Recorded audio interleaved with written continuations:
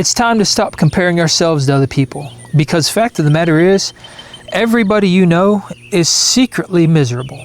They are dying inside. And don't get me wrong, you might be one of those people too. I was one of those people at various times in my life. And I think we can all go through that phase. We've probably all experienced that as a matter of fact. But we need to stop comparing ourselves to all these personas that we see. And it's not AI, it's not bot accounts, it's not fake people. I'm talking about real people, genuine people that are presenting themselves in a very fake way. And what I'm alluding to here is that we now all hold the power with these little handheld electronic devices right here to create an identity that is far removed from our actual life. When we go online and we browse social media and we look at all this content that we're all looking at, I'm no exception to the rule. I look at this stuff too. But social media is the big place where we see this kind of stuff. Everybody's showcasing this beautiful life. It's this perfect life, and everybody wishes they could achieve that. You got people jumping off cliffs. You've got people in these big nice houses going on vacation. Look at my amazing family and my awesome well-behaved kids and my amazing husband and all these awesome life experiences that we're going through every single day. And that's what we see. That's what we compare ourselves to. But we need to realize first and foremost that that is not reality. That does not reflect these people's actual lives. Because when you really dig in, and if you know these people in person, you'll know that their lives aren't perfect. Their families aren't perfect. Their kids aren't well behaved. They don't have six-pack abs and an incredible physique year-round. And they're certainly not as happy and fulfilled as what we see online. And we can't really blame people for doing this because they're not lying. There are certain parts of their life that probably are perfect. The real problem is that we're comparing ourselves to these highlight reels. It's the highlights and the best parts of their lives. Because the truth is, we all have our ups and downs. But more than that, most people are just flat out miserable. And I know this because I've experienced this in my own life, and I've also seen this play out around me time and time again. People are just inherently miserable because the way society is set up now is that you pretty much have to work. And working is not inherently bad. It's necessary, and it gives us a reason to wake up and get out of bed every morning. I worked 20 years of my life, and those years were fantastic. I wouldn't trade them for the world. But when you have to work, when you're obligated to work, and there's no way to escape because you have all this debt, and you have all these responsibilities, and everything is so unaffordable, and it's extremely hard to keep the lights on and make ends meet, then that becomes a very big problem, because instead of working at a job that you love for a cause that you believe in and doing something you actually enjoy, you might have to settle. You might have to just get a job doing whatever so that you can pay the bills.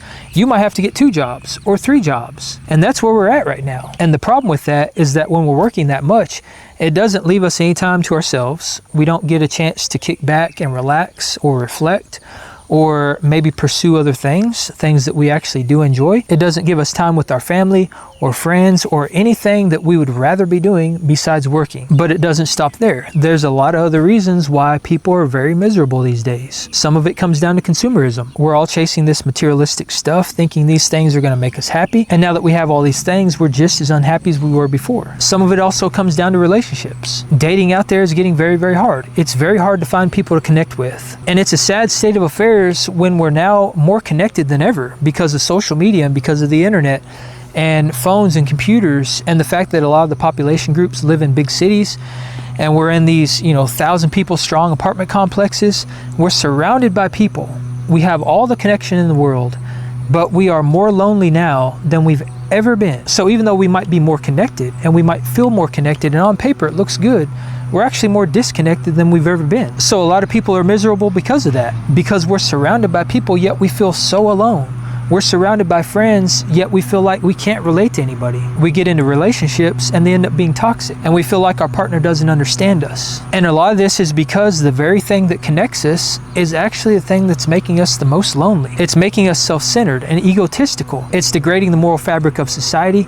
It's removing physical communication, and it's sticking us in this digital prison. And that right there, that's the main reason why people are miserable. They're miserable because the only place that they feel worthy and they feel accepted is online. The only place that their perfect life and their perfect physique and their perfect husband and kids and all these things exist is online in this digital prison. And I call it a digital prison Because once you've created that for yourself and you've established this persona that you present to everybody online that is beautiful and perfect, then your actual life becomes a letdown because it's not beautiful and perfect. And that's life. Life isn't always beautiful and perfect. It's not always sunshine and rainbows. You're not going to wake up in a perfect mood every single day.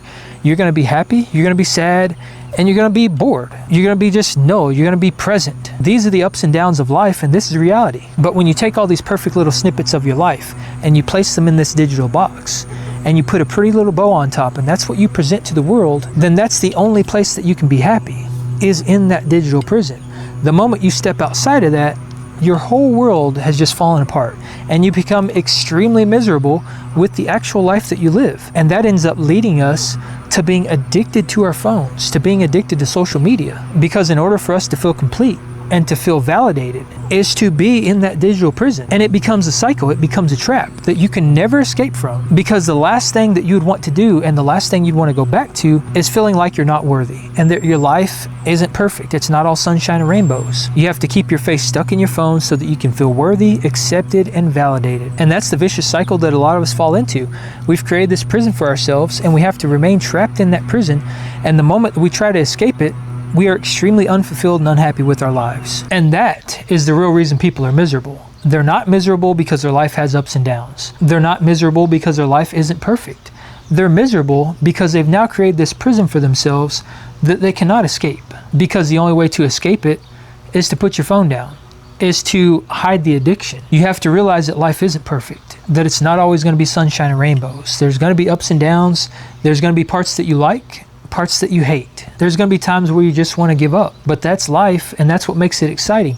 If it was great all the time, it wouldn't even be great. It would just be the way it is. Nothing would be special. But it's because we have those ups and downs that the ups are ups and the downs are downs. And right in the middle is where you find peace. But facing those realities is not the only thing that you have to do to escape that prison. You also have to understand and realize that it doesn't matter what other people think of you. And that ties back to this whole concept about comparing yourself to other people. It's toxic. Comparison is the thief of joy. The only person that we should be comparing ourselves to is ourselves. How does our current self compare to our previous version? And are we happy with that? Those are the comparisons we need to be making. When we fall into this trap of comparing ourselves to other people, especially online, that's when we feel like we have to one-up each other. We always have to have the next nicest thing. We have to have the best experiences and the perfect family and all these things I was talking about. And that essentially is what's creating this prison, is that we're constantly trying to one-up each other. But when you can remove yourself from that and realize that 80% of the people out there don't even care if you have problems and the other 20% are glad that you have them, then that's very freeing, because that means that you no longer have to compare yourself to other people. You can live your life on your terms. You can create the reality that you want to live in and live in that reality and not care at all about what anybody else thinks about that. You can live a life that's true to you, because at the end of the day, that's what this all boils down to. The things that should be important to us are the things that are important to us, not other people. But when you're putting yourself out there and you're showing the best parts of your life, you're only doing that because you're trying to get that validation and you're trying to prove to yourself that your life is better than what you feel it is. You're trying to convince yourself that you are worthy and that your life is a lot better than the way you perceive it. But that's something that we all have to work on. We have to realize that we're worthy no matter what, because we're living the life that we want to live. And we also have to understand that not everybody's the same. We all don't have to have the same things in life in order to feel complete. What makes one person happy is not going to be the same thing that makes another person happy. And the joys that we experience in life and the reason we experience them are going to be different for everybody. So to me, the idea of a perfect life just means that it's a life that I'm living on my terms. It's a life that I can live that's true to me, that no one else has influence over. No one has dominion over me. Nothing anyone says or does has any influence over the way I live my life. That's a perfect life to me. And that version of a perfect life certainly doesn't mean that I'm going to be happy all the time. It doesn't mean that I'm going to be completely fulfilled all the time, or that I'm not going to have ups and downs. It just means that what I'm doing is for me. It's not for anybody else, and I don't have to compare myself to anyone but myself. That is extremely liberating. And I think if we could all collectively get to a place to where we can live that way and maybe even share all those aspects of our lives, not just the highlights, but everything, the ups and the downs, that would help put things into perspective and help people realize that you don't have to strive to be perfect. You don't have to strive to have all these amazing things, because the most amazing thing in life is life itself. It's the fact that we're even here to begin with. So knowing that, why in the world would we want to live a life that's in the image of somebody else? Because when we do that and we compare ourselves to other people, we're letting these people around us influence and dictate the way we live our lives. We're allowing them to have dominion over us. And we might even be making choices in life that are dictated and influenced by societal norms. And that is a very bad thing, because societal norms these days, they suck. We shouldn't let these things have any kind of dominion over our lives whatsoever. Hookup culture, toxic people, toxic work environments, negativity, division, all these things are societal norms. But when we're comparing ourselves to other people and we live our lives in a way that reflects these societal norms and the things that we see around us, those things start to seep into our daily lives.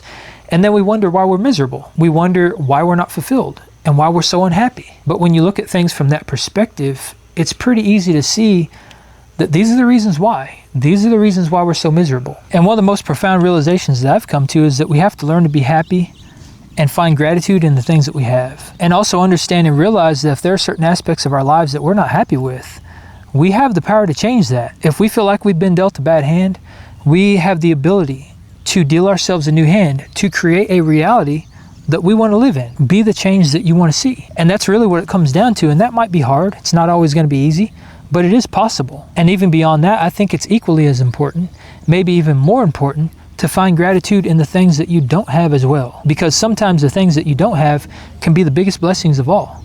Maybe your girl left you. Maybe you lost your job. Maybe you passed up on a promotion.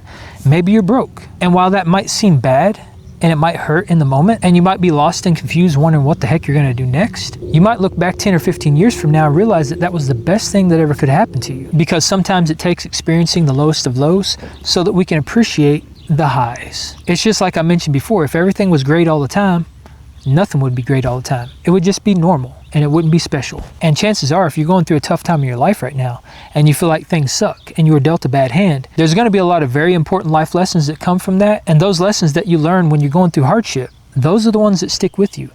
Those are the lessons that shape you into the person that you will eventually become. The person that you might see yourself as 10 or 15 years from now. Those lessons might create that change that you want to see and the reality that you want to live in. So it's important to be grateful for the good times and the bad, because when we're uncomfortable, that's when we're growing. And more than anything else, acceptance and gratitude are going to be two of the most important things that allow us to escape from these prisons that a lot of us have created for ourselves. So ultimately, the decision is ours. We can choose to follow societal norms and walk the beaten path. We can walk ourselves off the cliff just like all the other sheep out there. Or we can choose to blaze our own trail and choose a path that is more aligned with who we are as individuals. Now, I don't know about y'all, but I've done a lot of hiking over the years and I've seen some pretty amazing stuff. But I've never experienced the true beauty of the world and the serene power of nature until I got off the beaten path and blazed my own trail.